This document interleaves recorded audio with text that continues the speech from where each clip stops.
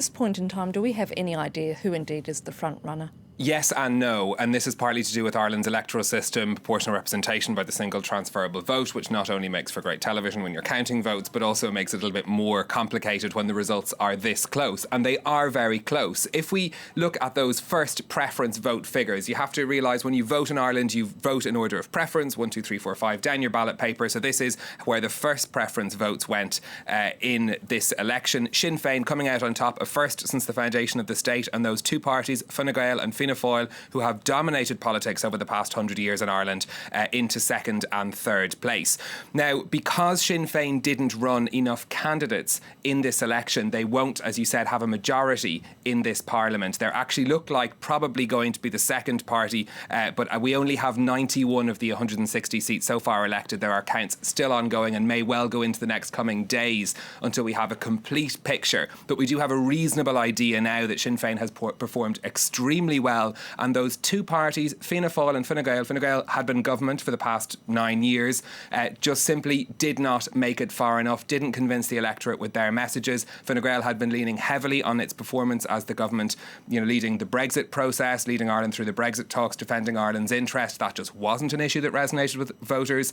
Most people felt Ireland's economy is doing very well, but it's not being reflected by everyone, and particularly not being affected on issues of a housing crisis and problems in the health system. And that's what people voted on, and that's why they went for Sinn Fein. So what are the coalition possibilities then? So if we have seat projections from Adrian Kavanagh, who's a geographer based in the University of Maynooth, who is very good and very reliable normally on these things. So he predicts that Fianna Fáil will end up with 43 seats as the biggest party in the Irish Parliament.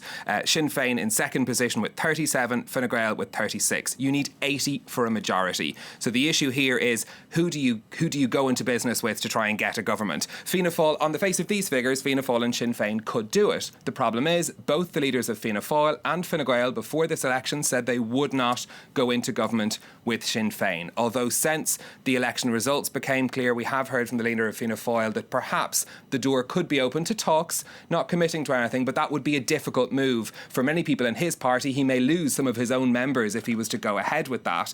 The alternative would be perhaps Fianna Fáil and Fine Gael getting together.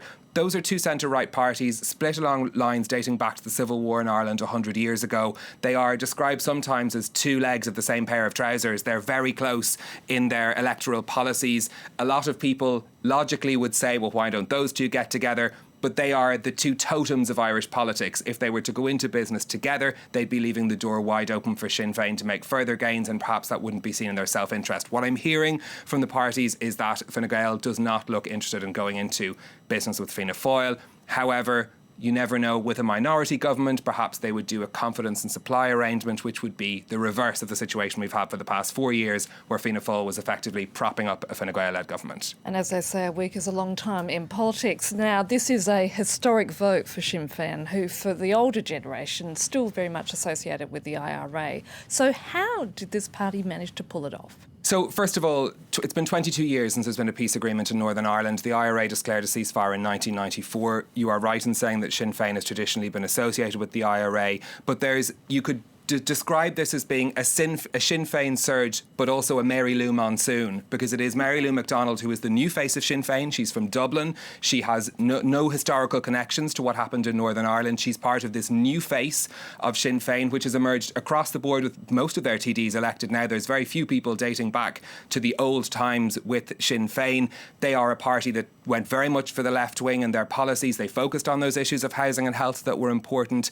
She certainly has gained a lot of support, particularly from young women, because of her activism and the party's activism during the referendum to remove Ireland's ban on abortion. That gained her a lot of fans amongst younger women in particular. But looking at the exit poll across every demographic under the age of 65, voters saw Sinn Fein as being, if not their main party, among the top three parties. It's a huge change for the Irish political landscape, but we still have no idea what a government is going to look like. Yet another election result which has got everybody talking. Thank you so much for that, Steve Carroll.